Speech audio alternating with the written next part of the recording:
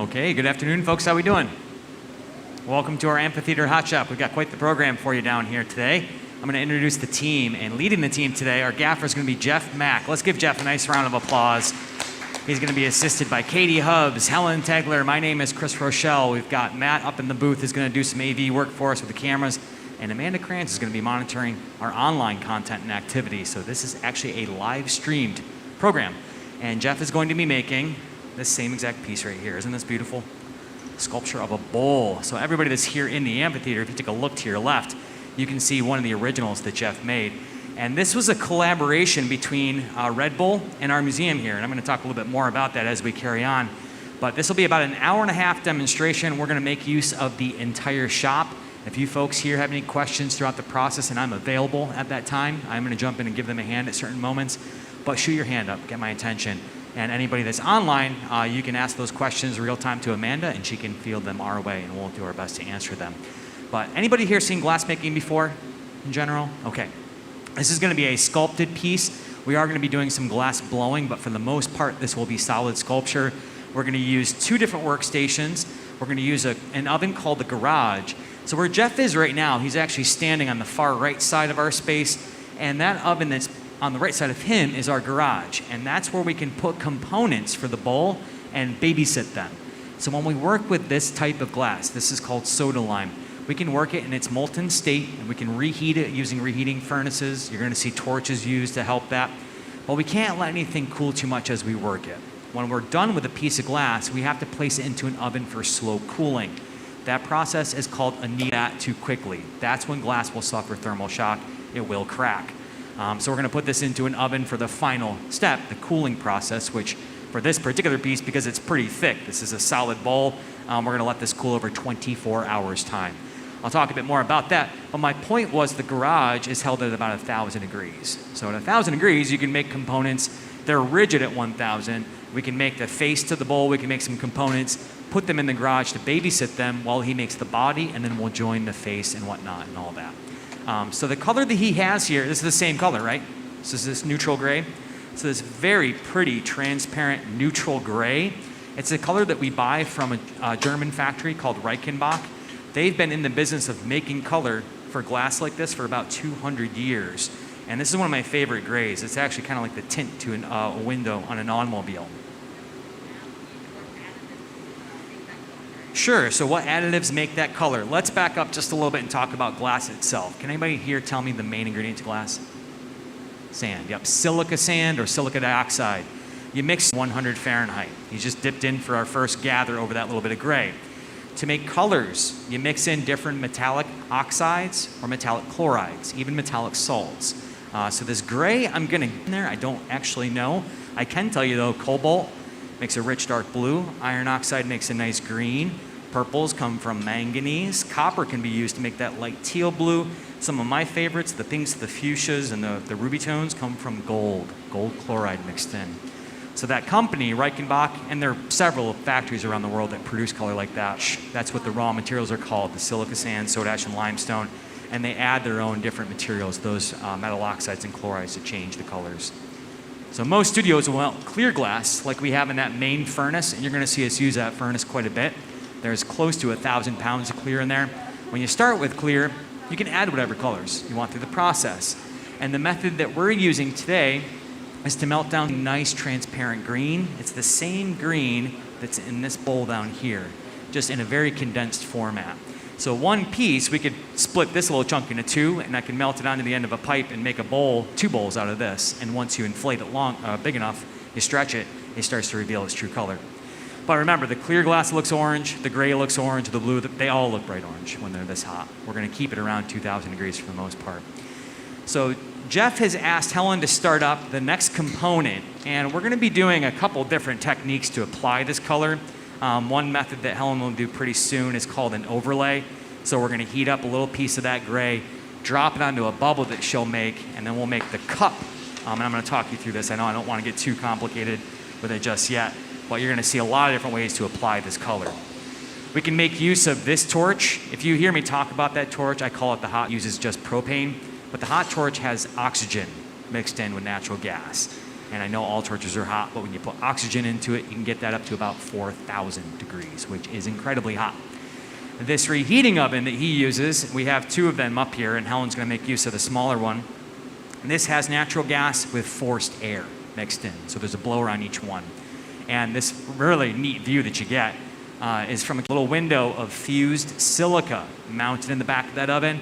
That's a very special type of glass that can withstand over 3,000 degrees of temperature without anything happening to it, so the camera can look through that no problem. But Jeff is making, this is going to be for the head of the bowl, correct? Yep.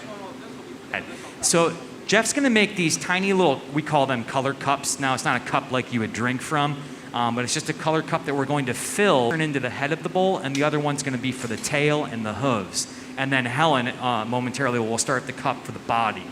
So if you look at this piece, it looks like the whole thing is gray glass, correct? The outside, there's a very thin layer of gray. Most of this is clear glass. So the color's pretty dense, as I mentioned, so we need to stretch it quite a ways so it's transparent enough to see through, to see into. But if you just made this out of solid color bar, you could do it, but one, it would be really expensive because the color is not cheap, but also you wouldn't be able to see through it at all. So we want to take a little veil of color. We're going to make a series of cups and fill those cups with clear glass, and then you can sculpt that form. The color will be on the surface. Does everybody follow? Okay. There's another much faster method to use as opposed to these color cups, which take a little bit of time to prepare, but it's a very different effect, and I think the color cups are much, much nicer. We could use little chips of colored glass. This is called frit. We could use powder as well. There's powders that have been ground down really fine. So if I dump this onto this table or into a big pan, you could take gathers of clear glass and you could roll through the frit and melt it in.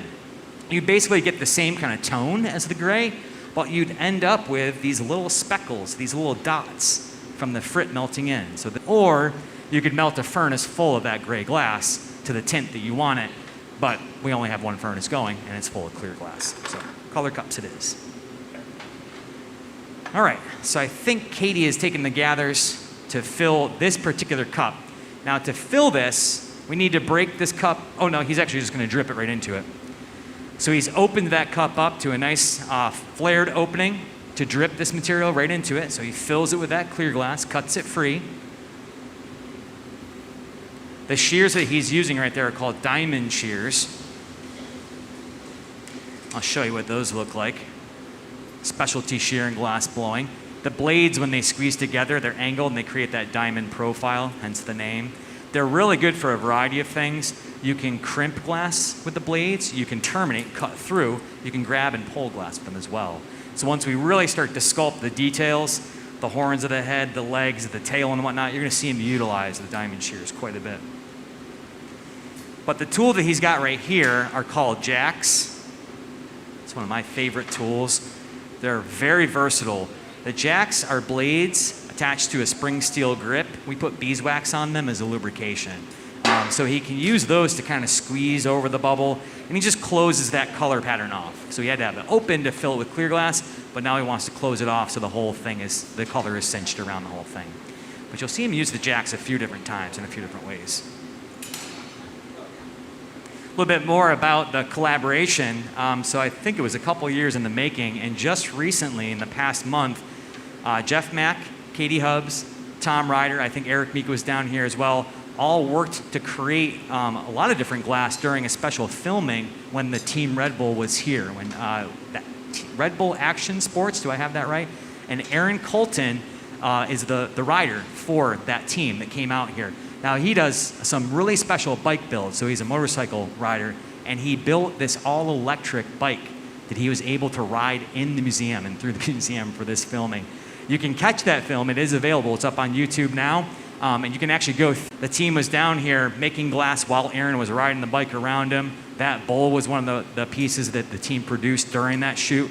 Also our AV and our events team, big shout out to them for staying here. It was an after hours event while the museum was closed.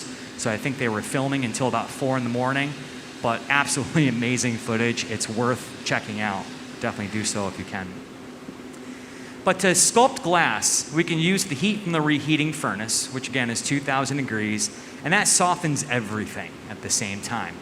But very useful is that hot torch. because when he starts to sculpt the details or he gets the bulk of the material moved where he wants it, if he wants to spot heat tiny little spots, he can do that with that torch. He can dial the temperature up and down where those, the points that he's pulling out there, I believe for the horns right now, once they get cast pretty thin away from the mass of material he has, you see that there's no more orange glow. Almost instantly they stiffen up and become pretty rigid. Want me to take that, Helen? Okay, so Helen has the piece of color for the body of the bowl, so she'll create a little bubble on the blowpipe, and I'm going to reheat or start to soften this chunk of transparent gray. And this is much smaller than the piece of color we have for the body. And you have to learn the colors, you have to learn the densities of them, but when you start to prep things and get ready for a project like this, you don't want the body to be much, much lighter than the head, and break off those pieces of bar accordingly. When the bar comes to us from that company, we order them per kilo, and so 1 kilo bar is usually about, I don't know, 12 inches or so in length. Okay.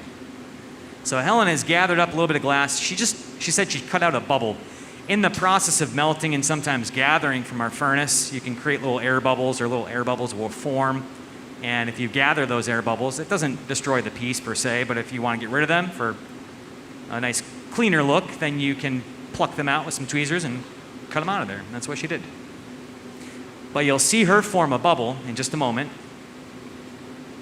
She shapes and centers that glass first with a tool called a block. This is a cherry wood scoop that's been soaked in tap water. And a new method for us nowadays to be blowing glass is to use compressed air. She has attached a blow tube to the mouthpiece of the pipe. She's tapping a foot pedal, lets air pressure through that line into the pipe and ultimately into the glass in the pipe. We get a lot of questions about that system when people watch us use it. One of them is how much pressure is needed, and not very much at all. You might be pretty surprised to know that it's literally a whisper of air pressure. We have that set to about 1.5 psi. But when the glass is this hot, it is extremely soft. It inflates very, very easily. You can overdo it. If you blow too hard, you can blow the glass really thin. You can actually pop the bubble when it's really hot if you blow too hard. For this overlay, she's made that bubble. She's going to let that bubble turn rigid. We need it to be nice and stable before I drop this color onto the bubble. And I'm getting this nice and soft, and I'm shaping it up to kind of a teardrop. Let me marble one more time, Helen. Core of this is still a little rigid. But I'm working a good amount of heat into this piece of color. I want this to be liquid when we drop it onto. And the table that I'm using to do a little shaping here is called a marber. It's just a steel table. That feels pretty good. I'll be ready this time, Helen. But she stands the pipe straight up in the air. This allows us to drop this color onto the tip, onto the center point of the bubble. You'll see her use those diamond shears as well, cut it free, and then she'll go through the step, doing everything the same. Does anybody here have any questions about this or anything glass related, our museum, that collaboration? If you do, just shoot your hand up. Yes?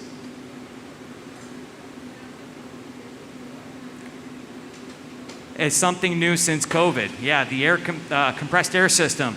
These blow tubes run into our box right here that actually has natural gas, propane, oxygen, and air going to it, hooked up to the floor vents. And we put this into place a little more than a year and a half ago. During our shutdown, when the pandemic first hit, we shut the doors to the museum for the first time ever, I believe, since the flood of 72, if I have my dates right. Anyway, yes, we closed the museum, and when we were allowed to reopen, we knew that we were coming back wearing masks, and we couldn't take them off, so we had to figure out a new way to blow glass. This system is new here at the museum, and it's new to us, the glass makers, but it's not an entirely new system. There are places that utilize that. We have found that it's quite efficient. So we can sit at the bench, latch that tube on, press the foot pedal with our foot while we're turning the pipe and shaping the glass at the same time. Before that, and without that, you could do the same thing by having your assistant come over and do the inflation and blow through the pipe for you, and that is the most common thing to see in a glass studio. There are trade-offs to both, right? It is really efficient. You can do all that work on your own now, but the one thing that I really miss about being able to blow with your mouth is to feel that biorelay. So when you're blowing through a pipe, you can feel the softness or stiffness of the glass, and you can adjust the pressure instantly. You can blow harder or softer if you need to. This system can be turned up and down, but it's a little hard to do that on the fly. So we kind of set it at one pressure, and that's where we keep it. But 6 in one, half dozen the other. That being said, a lot of people ask us, will you keep it around? Do you like it? Will it continue to use it? Certainly. It's already been put into place. It's a great tool. We will keep it, but we're looking forward to when it's an option. Yep. But it has been nice. It's allowed us to continue working through the times and to be able to blow glass. So this is one of many transfers that you're going to see the team go through. We flip pieces around by attaching a handle called a punty. Now, we call the solid rods punties, so if you hear us saying, can you bring me a 3/4 punty or gather up, that's what we're referring to. But when we say bring me a punty for a piece, then that is actually where we make a little handle using some glass as more or less a glue to stick to a piece temporarily, and that's what Katie just made. So Jeff just gave me a little while Helen is working up and finishing that overlay process. So we have different size rods, different size blowpipes. And this will be solid sculpture, so we don't really need to have it on a blowpipe, but we like to use this pipe for this amount of material for a couple reasons. One, the diameter is larger, so we have more torque. It's got a nice rubber grip on it, so it's really good to control as you're turning. But also the head of the pipe compared to a punty has been flared at the top. That just gives us the ability to gather a little bit more material and manage the larger gathers a little bit better on it. So I'm going to build some layers we call gathers as Helen is finishing that overlay, and then ultimately we'll be making the cup for the body of the bowl. Matt, can we roll that gathering animation if that is queued up and available? We have a really neat animation. We'll see if we can get it to roll for you all. And it shows what we're doing when we dip into this oven. We have a big ceramic crucible inside of it that holds our glass. Again, the temperature in there is 2,100 degrees Fahrenheit, powered with natural gas and forced air. And at that temperature, this particular glass has the same viscosity as sort of warmed up table honey. That's why we have to build it in multiple layers. I can hear Helen gathering right now. You can hear that furnace when we open up the door, the combustion. There's one burner firing into it. There's that animation. This is exactly what Helen's doing right now. So we open the door, we dip down into that ceramic pot. We can actually see the head of the pipe dipping into that molten glass. When we submerge to the level that we're after, we start to make those rotations. That's where you have to have really good dexterity and just muscle memory, really, to be able to gather glass clean. I think it's one of the hardest things to properly do when you first start blowing glass. You don't have muscle memory, you don't have that fine-tuned dexterity as a beginner, and you kind of fumble around a little bit. But when the glass is that hot, then you really fumble with it, and it can drip all over the floor. Now, everybody out here has a lot of experience. Jeff has, I believe, the most, coming up on 30 years full-time. Helen and myself, over 20.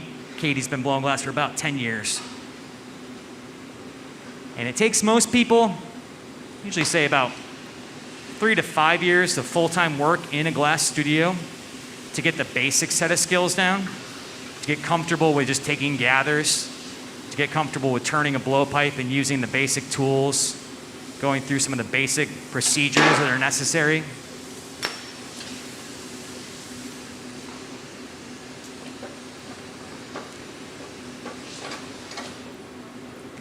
So it looked like the head of the bowl just popped off from the punty, but if they do that quick enough, they can reheat the punty with a torch, as Jeff just did, and stick it back onto the head of the bowl. So nice save, nice save. You can clap for that if you like it. That's totally fine. We like the energy and the enthusiasm.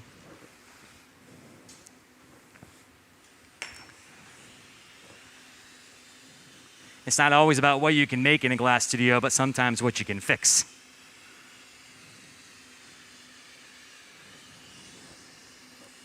Work with, and the punties are, most of the ones we have out here are stainless steel, which for a metal is not a great conductor.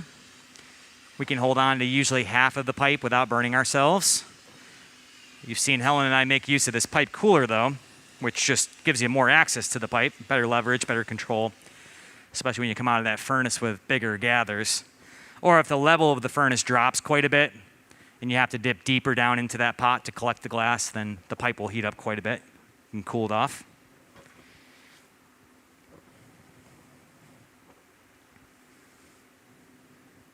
In between these gathers that I'm taking, doing a little shaping, keeping everything centered as best I can, but doing a little bit of shaping, and I'm stabilizing this layer, this core.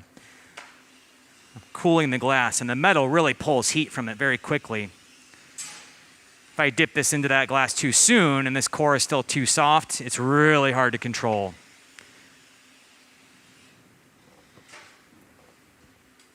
And actually, for this final move, I'm going to talk a little bit more about the procedure to stuff the final cup for the body of the bowl. But Jeff has worked through this many, many times. I would say he's probably made more than a dozen of these bowls in the last several months in preparation for that collaboration with Red Bull. And he found that letting the core of this go really cold, so really rigid, before taking one final gather and filling in the cup gives him a lot of time to be able to heat the surface and make a lot of the contours for the body of the bowl without the core of this getting too soft. And I'll explain that a little further. You have a question? Yeah, someone was wondering if Jeff prefers more traditional, like blown glass work or sculpting more. Jeff, there's a question if you prefer more like traditional blown glass work, or if you like sculpture more, or if it's sort of half and half. All the same to him, he says.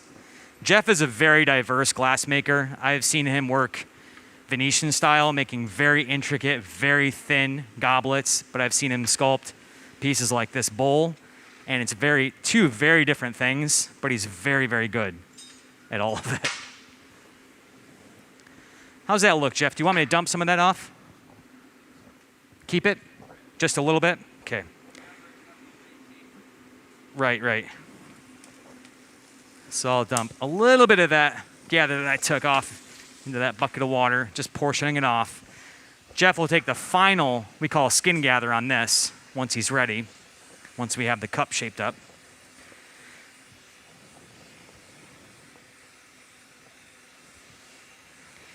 That bucket that I just dumped this off into, and I think Helen did the same with her gather, it's just a bucket of water. That molten clear glass hits that water and it breaks down very quickly into tiny little pieces. That's called cullet, and we remelt that. It's all clear glass, it's totally reusable. We can shovel it right back in the furnace, melt it right back down.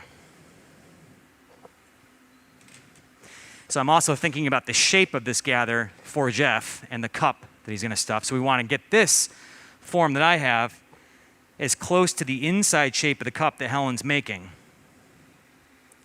So it fits in there nicely.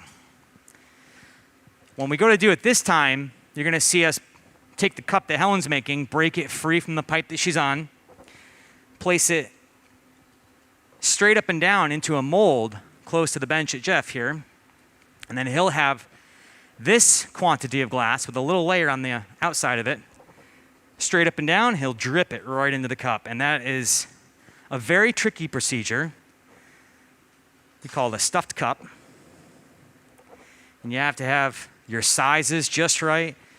You have to be lined up just right, because as soon as you touch hot glass to hot glass, it sticks. And if you stick it in the wrong spot, you can't stuff the cup properly, and a lot can go wrong. All right, I think that looks pretty good. What do you think, Jeff? Is that all right? A little pointier? We got it. Here, Helen is working down that constriction with the jacks. She's inflated that small quantity of gray with a little bit of clear glass around it to a pretty good size, pretty good volume. I think if you taper that a little bit more, because he wants me to point this up a little bit more, yeah. Helen's using a newspaper pad, folded up newspaper that's been soaked in water. She's doing some shaping with that.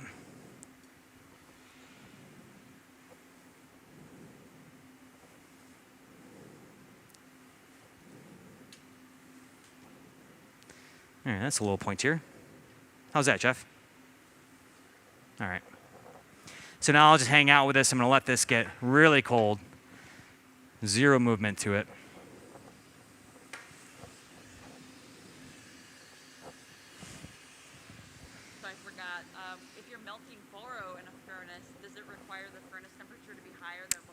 Yes. If we're melting borosilicate in a furnace, does that require having a higher temperature than we have in our furnaces here? And absolutely, yes, it does. Anybody here heard of borosilicate glass? Raise your hand if you've heard of Pyrex. Lots of people. Okay. Pyrex is a brand name, and that type of glass is called borosilicate. It's a higher temp glass, but it's also able to withstand really rapid temperature change. So that's what makes it really nice for kitchenware and whatnot. But it is a higher working temperature, and to melt it to the same viscosity that we have here, I don't know the exact temp, but I would say over 2300 Fahrenheit. So at least a few hundred degrees hotter than what we have ours at. But Pyrex, or borosilicate in general, great for labware because you can take a vial or a tube or a glass, any thermal expansion than our glass. So basically, that process of annealing is because if it cools too quickly, glasses actually of thickness are moving at different rates because they're cooling too fast. They can't keep up with one another. Soda lime glass will crack. Thermal shock will set in, it will crack to release the tension. But borosilicate, you can get away with that. It has a much lower thermal expansion, so the rate of which it expands and contracts is much, much, much smaller than the soda lime glass. Our flame working team works with tubing and rods of glass, and they use a torch that's even hotter than this one. This has 2 dials, one for natural gas, one for dials on there. There's an inner flame and an outer flame, but they can crank that one up real hot. You want me to catch that and get it into it's gonna be a little bit, okay. I'm gonna stand by here. Jeff is gonna let that gather set up. He'll go in for his final dip once Helen's ready. And I'll be the one that catches the cup. Got some Kevlar gloves to do that. Kevlar is a really good insulated material. These are pretty puffy, and they can hold, I could hold a 1,000-degree piece of glass for probably a minute with this particular pair with no issues. At the end of the process, to get the bowl into the oven, you'll see Katie doing the same thing, but she'll probably suit up with a little bit more PPE, face shield, maybe an aluminized jacket. We'll see. Yeah. But talking a little bit more light bulbs, this is all soda lime down here. That's almost all soda lime. There's a lot of different formulations of it. So what I mean by that is you can take another type of soda lime glass, say ketchup bottles, and you could throw those into our furnace full of soda lime glass, but they're different compatibilities. There's what's called a coefficient of expansion, a COE, to every glass. So we just talked about, and there are cooling processes that we buy our color coefficient. Go to do a stuffed cup. The idea here is to not just have a straight-sided cup.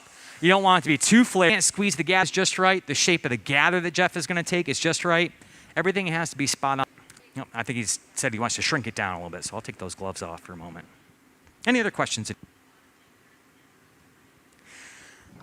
I think it's raised a lot of awareness. For those of you who couldn't hear a question, everybody online, we just had a question as to people that didn't know much about it. And we've loved it. Has anybody here seen that show? Yeah, lots of people. Okay. It's a really fun show. We had a team go. It was a lot of fun to be a part of. And we love glass. I mean, all of us here love blowing glass. But it's so much fun to share that with other people, too. Everybody that comes here, we get to talk about it. We're talking to it online right now, so to the global community that's out there. And I think get that exposure out there. But we've had a lot of people come in here and directly ask about Blown Away. And we love to ask people about that, too, if they've seen that. Right now, we have a display of some of the pieces that were made in Season 2 up on our West Bridge. So if you leave the amphitheater and you go through the really cool program, it was filmed up in Hamilton, Ontario. It's a few hours north of here, just on the other side of the border from basically Buffalo, in a very large hot shop with a lot of reheating ovens. Real hot. It was really lots of heat. This shop, this amphitheater shop, is quite comfortable. Now, any glass studio is going to be hot no matter what, but this one has rust up and out and dump it right out into the alleyway behind us. We're pretty spoiled with the AC vents, too. These vents that pop up out of the floor, there's air conditioning coming out of those right now, so we're pretty fortunate.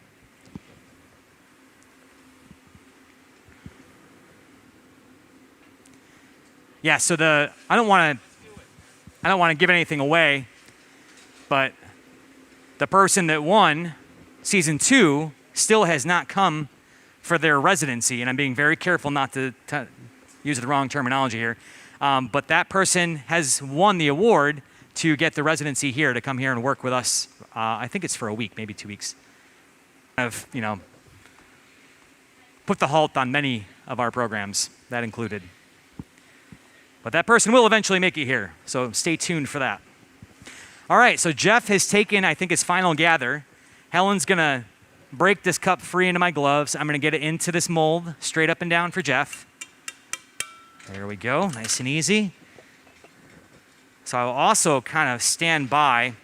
I stand that as upright as I can, but I'm gonna hold the outside of this cup while he fills it. Just lightly.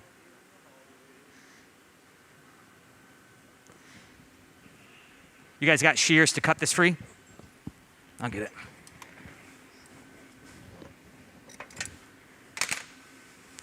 I think that deserves a round of applause, though. Let's give it up for the team.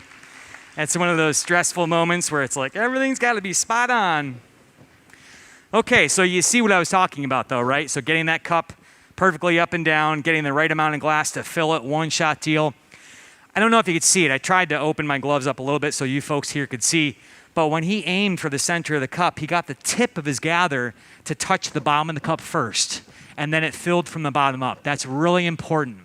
If you have the wrong shape on your gather or wrong shape on the cup, or say the cup was tilted, you might hit the bottom side. And then when you do that, you start to fill it and you trap a gigantic air bubble in between the gather and the cup. That is very bad. You could still make something out of it, but if you have a big air bubble in there, it's not going to heat right. It's going to kind of expand as you're heating it. It's just going to mess everything right up. So nice job. But yes, exactly. So the purpose of making that really big cup is so we could take that little bit of color that needed to stretch to get the right density look, stretch it and get it on the outside so that we could fill it with all that clear glass. Yep, that's exactly the purpose of that. I'll get that mold out of the way for him. He doesn't need that anymore. But I was talking a little bit about why we let that core that I was building get really cold. And remember, cold just means rigid. We let it get really rigid. Side of the pipe, we call them oil. And you're going to see him start to do a lot of the contouring out in the neck, begin the curves of the arms. Get a lot of heat on the surface so we can do that without that whole gather getting soft. Because if that whole gather gets soft and he starts to push on it with those paddles, the whole gather just slumps right down to the ground. And it's really hard to control. So this is a time-sensitive series of moves to do that. Because the more reheats you take from this point on, that core does start to soften and it will start to move around. So this is where you start to get those indents put in there pretty quickly. But that's why he let everything get pretty icy before he dipped on it. Of course, we need to make sure we can remove this. So you're going to see him work in a constriction. This is where Katie has to apply a lot of torque. This is a really difficult jacks, but a nice constriction so we have a weak area to break the bowl free when the time comes. Really important. You could sculpt the most beautiful bowl, but if you don't have a good constriction in there, you're not going to get it off the pipe without destroying it. But you'll see him use a tool just like this one. A lot of different tools. He has some crimps, some tweezers and shears, but I think he uses a tag to kind of go in there and carve with, just like a big spatula, really. So it's got like the knife edge on this side is like a butter knife and contour. But really, really useful tool for sculpting. I don't know that you'll see him use it for this piece. He probably used it a little bit for the details on the something every glassmaker uses at one point or another, especially for sculpture. Just small details. Works really well for that. What are you looking for, Jeff? What do you need?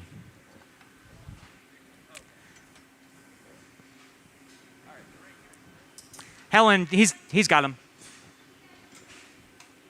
Was with as well. But this is where Katie really starts to get her work out. She's taking the series of heats for Jeff. Now, we are often asked, how do you know when to heat, how long to heat, how do you know what temperature the glass is getting to? We can't read the exact temperatures, and I know I mentioned a few different temperatures, like 1,000 degrees and 2,000, and often it is as we're turning.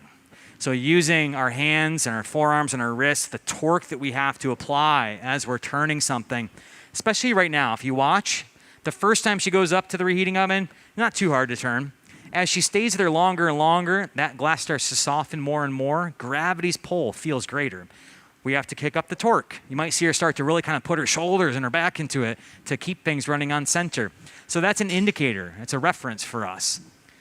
On the flip side, as something is getting stiffer or cooler, it's easier to turn. So you can feel that. But you can, you really start to read those temperatures through the movement in the material. A lot of it is experience as well. Just knowing how long to reheat something if you've done it over and over and over again.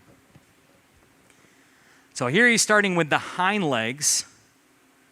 You can already see the way that he's moved a lot more mass. So it's about 1/3 compared to 2/3 for the front.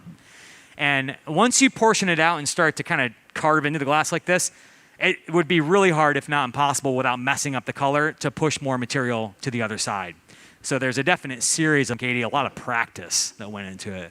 So he's made this many times, and they've really got the moves down. People are this cool. So using your hand, really having to hand dexterity. It gets a little pipe, delivers it back and forth from the bench to the reheating oven. When you see him preheating a tool, he can do that for any number of reasons, but hot glass sticks to hot metal. So for this particular move, using those pinchers, if those tweezers were cold in each spot, it actually wouldn't grab very well. So preheating the tips, probably just to a couple hundred degrees, helps a lot. Helps the metal to kind of grab a hold of the glass. Metal table, this Marver, metal's a really good heat sink. Pulls heat from the glass very quickly. You can use it intentionally to do that at times, but for cool certain areas. He does have that air gun right there. I don't know if he'll use it much, but legs up, and then you can pull the bulk of the material instead of making it thinner and thinner. But here you see him using those diamond shears. And there are tool makers all over the world, cutting edge, this particular one, out in Chico, California. The straight shears that I'm holding right here come from Rano. It's a business called Carladona. We have a locally made tool, the Corning working out of Coast, right outside Seattle, and they do beautiful work. And they will maintain that temperature unless you open all the doors on them. They'll maintain that temperature. That's how we don't have our melting furnace. That's just standard. So pulling up the back porch, not our only hot shop at the museum. That's a really good question. We have another hot shop, which is an all-electric hot shop, which is very rare. It's called our innovations stage. And I think they just finished their program, and they had their last show at 3:45 up there.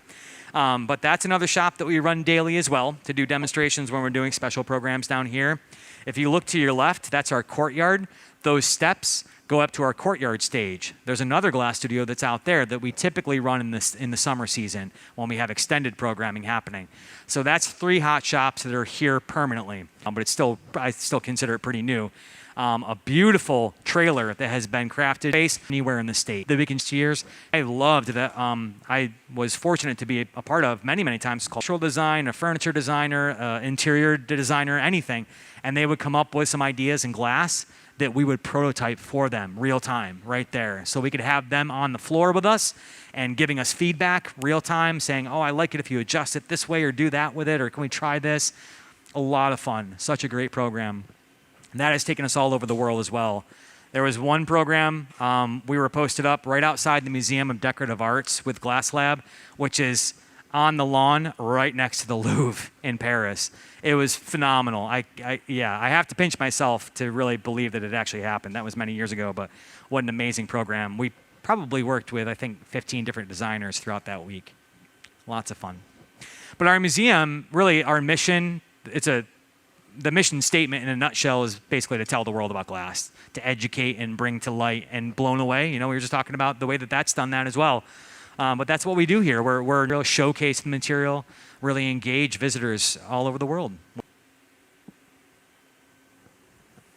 Now, as we move something back and forth from this bench to the yoke, that rolling system that Katie's using right now, you can see that yoke is invested. There's a track side to side. When you're working heavier work especially, that is really nice. That's a nice feature to have because when you push it in and out, it's locked into place and it's not going to alter. It stays on center with the reheating oven all times. The rolling system is nice because it just moves your fulcrum for you, right? So you can get better leverage as you're going deeper in the oven, or when you go to bring the piece back to the bench, you can pull it back and just. And for this particular piece, I'm sure the trips back and forth are going to be close to 100. But each time she moves back and forth, she doesn't just come and slam the piece down on the bench arm, and just let the weight of it drop down on it.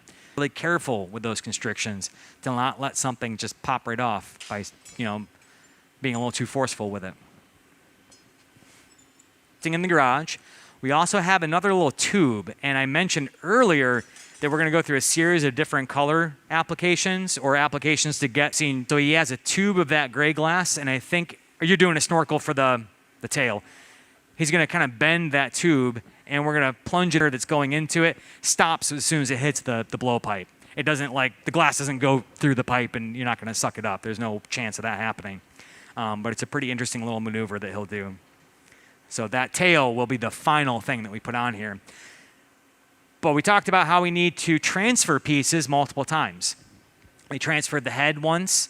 We're going to transfer the body off from this blowpipe that we're on to a larger punty that Helen's making.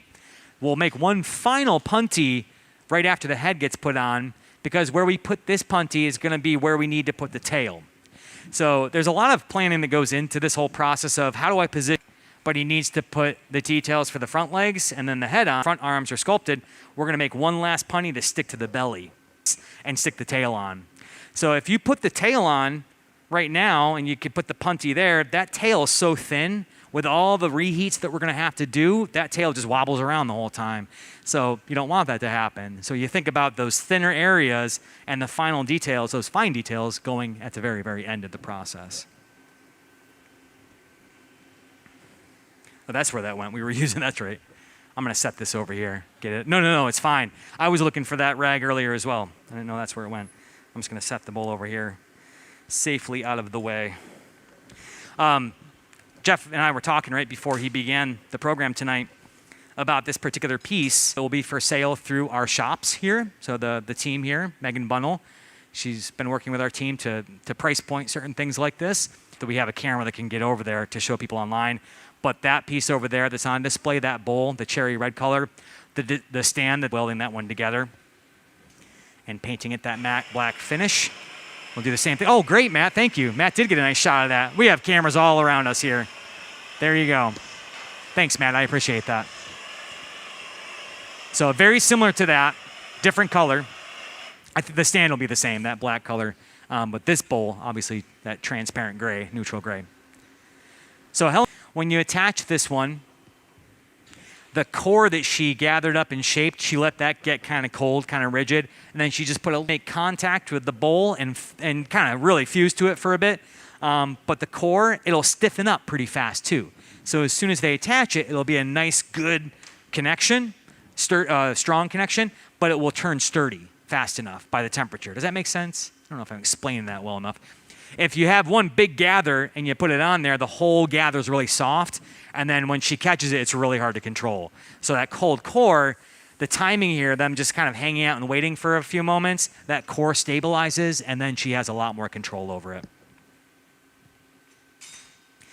That is especially you have an unstable punty that's really soft and you catch it, the weight of that cylinder just wants to tilt forward and it's really hard to turn. So often you'll see glass makers use a cold core thermal shock. It looks so easy when you have a skilled team doing it, right? You're like, well, all they did is coordination between the team. All right. Any other questions that I can answer? Yes. The pipe is a little bit hotter further back. We can cool it off, so we position too. And a lot of studios have a battery-powered pump, so you just press a pedal or a foot switch battery for it, which took me a long time to get used to it because normally you just come over here and press it and you're like, nothing's happening. No water's filling it. But we got used to it. It's a battery-activated pump. On the flip side of that, when visiting artists come here and they've never worked with this one, slapping their leg like they're dancing at the country line show. But great. Yes, it's going to break, and it actually kind of shatters off from the pipe. That's why we put it in oil that's on there too. So a lot of stress, and you'll hear that it'll bang. But we could, there's some color mixed in with it though, so that would contaminate the furnace of clear. That glass still wouldn't remelt that particular bit. But the answer is you could remelt it. You could certainly reuse it, and some places do. It doesn't go to waste though. We put that scrap, when we come in the morning, we empty it, they can mix it in for like pavement and blacktop and use it for filler like that, so it doesn't go to waste. We work on so many different specialty projects in here. That's our only furnace of clear glass. We want to they're no longer in business. We still have a lot of material in the process of finding a new glass to work with, and I believe the new glass that we just melted is also 96, or it's very, very close to it. Yeah, there's a little bit of wiggle room in terms of the colors that we apply, and that 96 or 94, 95. Boma is the name of the color that we just started to play around with, in a smaller furnace. We have a smaller furnace. Viscosity curve is different, so as you're working it, you can feel when it stiffens up compared to our glass. So you just have to adapt to it, and we will. We certainly will, but it's very, very different for sure. Even in cullet compared to batch, so I think I was talking that mixes those materials. It's called batch, and they bag it and they ship that out. And you can melt batch. Batch shoveled into that furnace will melt into glass, but it needs a little bit more time than cullet. It also needs more heat, so you got to turn the oven up when you charge it. That's what we call filling it up with batch. It turns into a great glass if you melt it properly. Batch, though, has a longer viscosity curve compared to the cullet, so it stays soft for a long time because it hasn't gone through that secondary melt. When you melt glass over and over again, when you regenerate that cullet, it does lose some of the flux, and the flux is what helps it to stay soft for a little bit longer. So the more you regenerate cullet, say you melt it 3 times, 4 times, 5 times, each melt, the same glass, it's going to get lesser and lesser quality. It's going to become a little bit stiffer to work. It can become more brittle. It can develop what we call chord, which are irregularities in the glass that do any number of things, but it's not nice. Chord is not good. Yep. So when we melt, if we do regenerate glass, we usually shovel in some fresh stuff at the same time to just kind of keep it nice. But rubies I know, and I think some of the purples as well, you have to have the batch because when you melt those different metal oxides in with it, to make that specific color, you need that chemical reaction. So you need the batch to be chemically turning into glass at the same time. But I know like blues and greens, you can throw cobalt oxide in with it and it'll turn it to blue, no problem. So some of the colors, it's fine. So yeah, this is a good display of teamwork. Katie taking that big reheat. You can see half of the body of that bowl is glowing bright orange. The other half is not. So really getting the heat in just one specific area, do with Jeff using the torch to guide the heat. But a lot of what Katie is doing, as she stays above that 900 degrees, but then she backs out. She needs it. Every hot shop works differently, or every reheating oven, I should say. We've worked out of these for several years, so we know exactly where that line of heat is. Now, there's heat coming out of the front of the door no matter what, but if you was in different areas, so you have to kind of learn the studios when you go there. It's almost like cooking in somebody else's kitchen, right? When you're melting glass in an electric furnace, you get it to the same viscosity. It's pretty much the same as gas to soften it. The electric heat is what I call a very soft heat because you don't have that flame shooting in there. You don't have that hot spot. So when you get the glass in there, it just takes a long time to soften it. So the rhythm is really different. And again, using a kitchen as an analogy, if you've cooked on gas and then you go to an electric burner and you turn it up, it takes a long time for that heat to climb. Same kind of thing.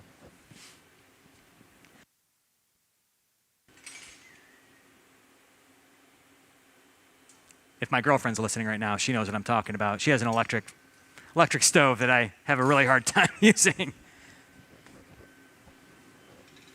All right, I'm just going to take a little look in the garage here. The head of the bowl is sitting safe and sound. That little stork, separate doors on it. One side is what we call the hot side. The other side's the cold side. And again, cold is relative, right? The hot side is where the burner's firing in. And in front of that burner, the temperature is probably around 1500 Fahrenheit. Now, if you made the head of the bowl and you set it right in front of that burner, even though the head of the bowl is solid, you come back about an hour later, it's going to be a puddle, right? Because 1500 degrees is hot enough to soften it. So we can put pieces on the colder side. Keeps them nice and stable, keeps them rigid, maintain their shape. But before you pull them out of the side, you want to preheat them a little bit. Then when you get enough heat in them, you can pull them out in the garage and it gives you just a few seconds to get to one of the reheating ovens and get them to a safer temperature. But that garage is really useful for sculpting parts like this. Very useful. We were talking about Jeff and his Venetian style glass making. This is one of the ones that he made not too long ago. Beautiful piece, right? Absolutely gorgeous. Made in sections. The foot and the cup were made separately. This sort of whimsical, mythological seahorse creature was made separately. And they were all joined because all the parts were put in the garage and then pulled out when everything was done and put together using a series of little glue bits and whatnot.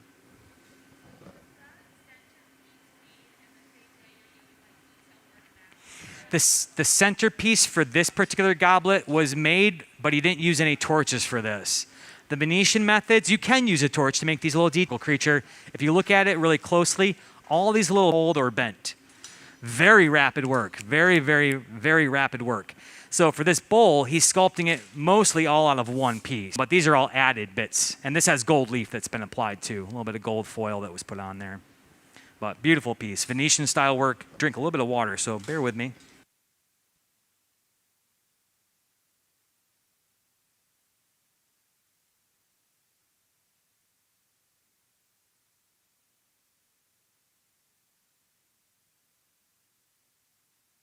Okay, sorry about that.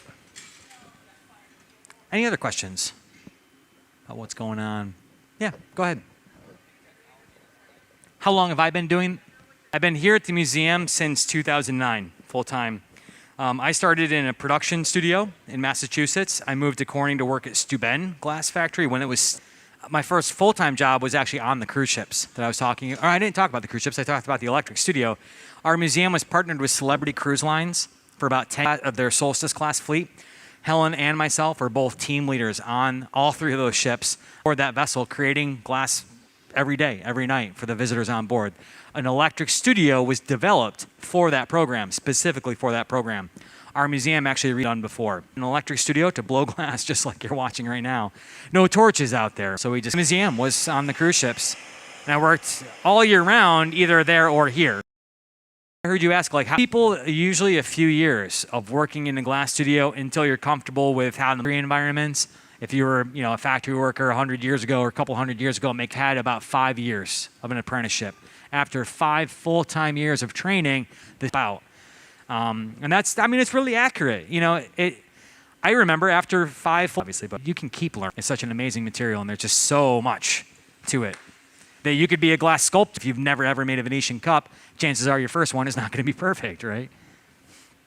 Learning gathers glass, your brain doesn't have to talk to your hand anymore. Your hand just does it. It just has that muscle memory and dexterity to do it. And that can easily take a few years. But some of the other basics, like it evenly, that bubble blows out uneven. So the nice even bubble, without having learning those ins and outs of it takes a lot of skill. And a lot of practice. That's Katie, yes. She has worked with Jeff quite a bit.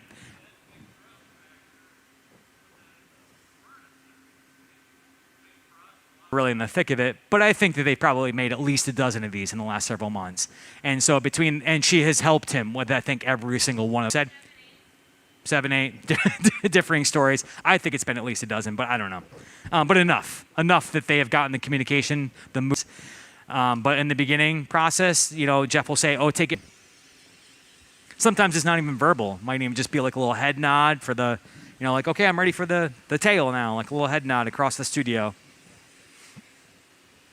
But we're coming pretty close. I think Helen actually has the head muzzle of the bowl. When do you want me to start that, Punty?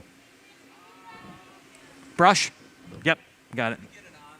Sounds good. Okay. So I'm going to jump back in here pretty soon and make that final punty.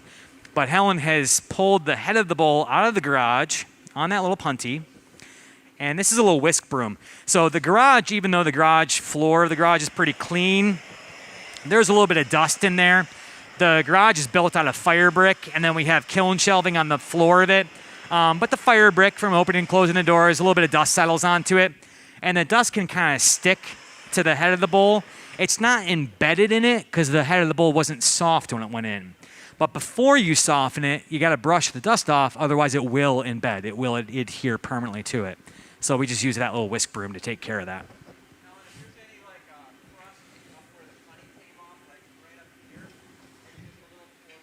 So I'm just listening in right now.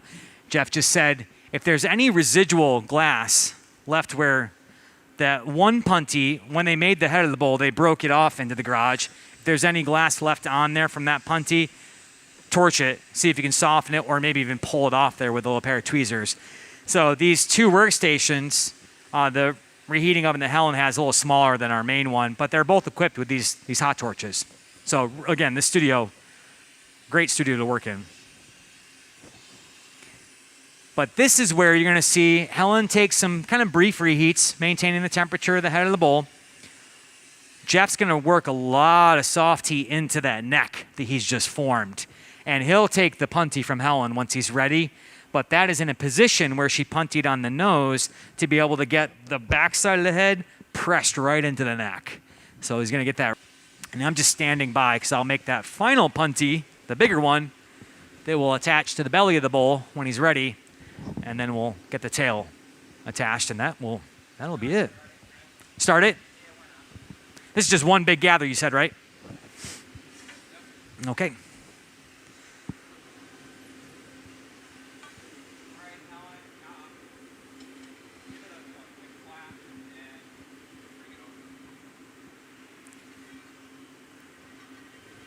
It's another one of those one-shot deals.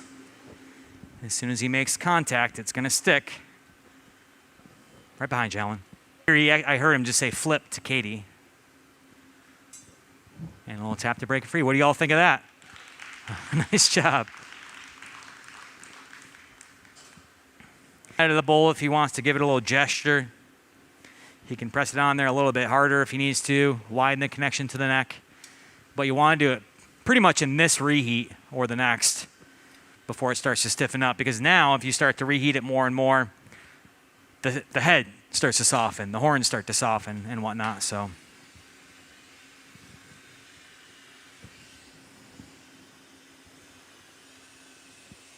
but for this punty that I'm making, the one that will be attached to the belly, the underside of the belly, just a nice dome shape. I'm going to let this stabilize. We don't need more glass, similar to what Helen did for that cold core punty. And this isn't me making a decision like, oh, I think this would be the best kind of punty for Jeff. It was Jeff telling me when we worked through this process of down to the gaffer, the one that's in charge.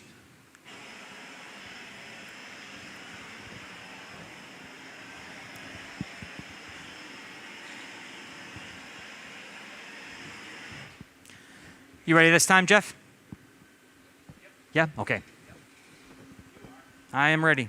I'll give this just one more light heat, and I'm good.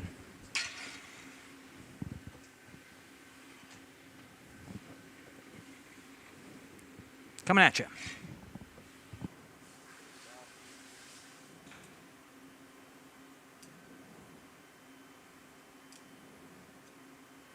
A little bit of water on his punty and a swift tap. Do the rest. There we go. Have some extra doors because now we're not really linear. That's great, Katie. Thank you. With the bowl anymore. And with the body of the bowl, Jeff is going to do that snorkel technique that I talked about. You want to take over? It doesn't matter. I'm good either way. Yeah, sure. If you want. So they have taken that little snorkel of gray. Jeff just filled it with clear glass by doing that snorkeling move. Turn that into the tail. Keep using that torch.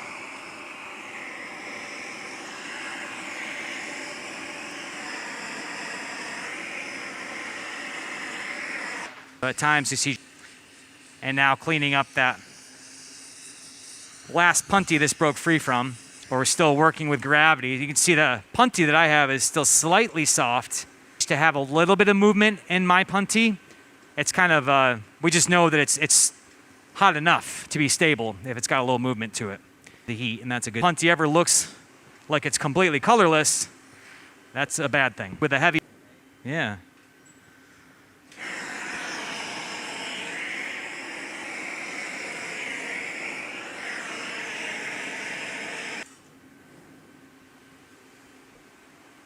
Program, and she puts a lot of stuff onto social media for our museum, Instagram, Facebook, Twitter, Flickr. So you can follow us on any of those. And so Jeff, I'll let this slump down for just a second and flip it up. You got the punty, Jeff. Just put it to make it a handle.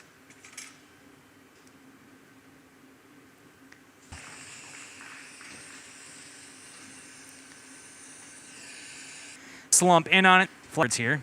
The balance for slow cooling.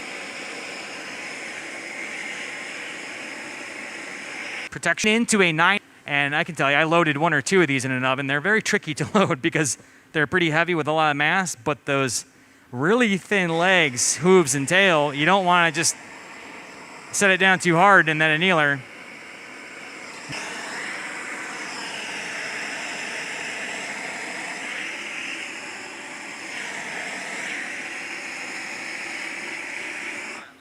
Last flash, Jeff says. All right. To get this off the punty, he's going to use a little water. Be careful not to let any water hit the body of the piece. So one thing I'll do is drop the back end of this down in just a second.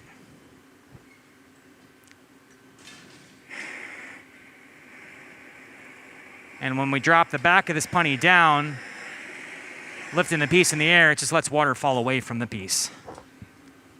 So usually a drop on one side and a drop on the other side to match, and a swift tap to do it. breaks right free. Let's hold our applause for just a second. We're gonna fire polish and let Katie concentrate on the careful walk over to the annealer. Once we get it into the oven and the door's closed, it's tricky because you got to get your glove out from underneath of it without letting the legs slam onto the annealer floor. And she's done a great job. Let's give it up for the team. That's Jeff, Mack, Katie Hubbs, and Helen Tegler. Thank you to Matt up there in the booth and Amanda online. I'm going to give Jeff a handshake for that one. Nice job, man. Beautiful work. And that along.